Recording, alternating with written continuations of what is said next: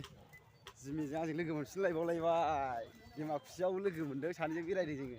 दिनैबो आरो नै दतमा एबसु कनफारेन्सआव सानैजों लोगो मोनलाय बेरायखावखानोसैलाय जोङो सानैजों जों लामा मोजांसो थाबायखाया ओरै बारस'हैसै नै ओरैजाय बारस'नोसै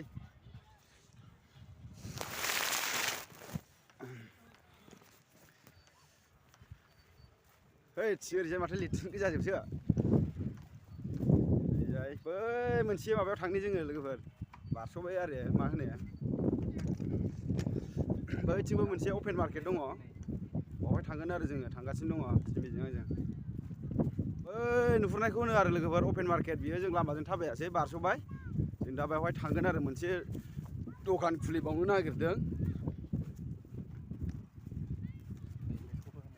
माबा खोन्थादो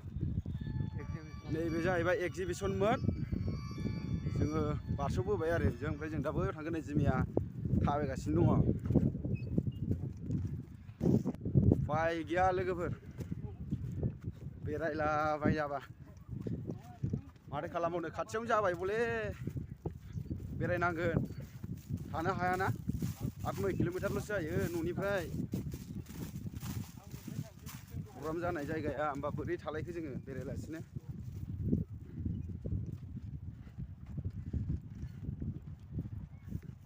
मेंगुलायोलै माथो जिमि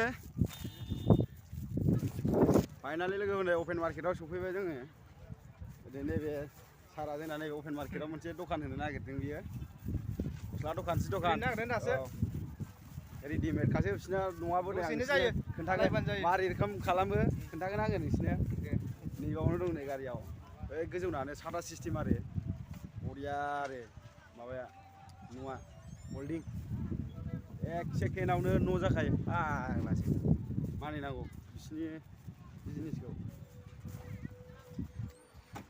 बरनबाय लोगोफोरनो खुलिनो नागिरबाय नायदो नैबेनो जि दखाननि न' जासिगोन आरो लोगोफोरनो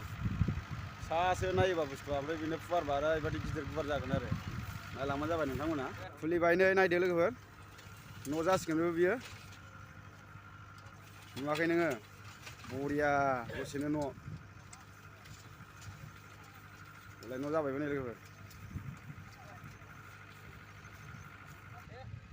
नारखोसिगोन एबार फुवारनाया जाबाय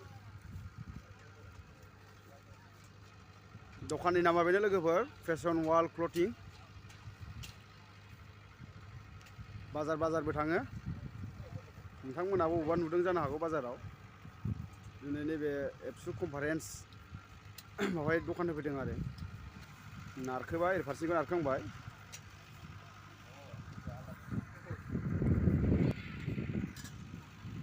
नारखोबाय न' जाबायबो नै लोगोफोर दसेनो 5 मिनिटानो नाङा लोगोफोर नैबेनो जाहैबाय फेशन वाल क्लथिं मालिकआ नैबेनो नै लोगोफोर नायदो फैलायदो लांफैदो बयबो बायफैबानो जाबाय औ एबसु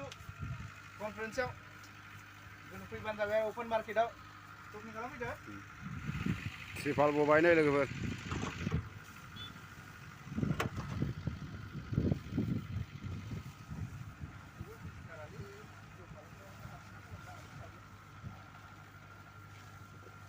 हाद्रि जायैनि बबाय आरो त्रिपालखौ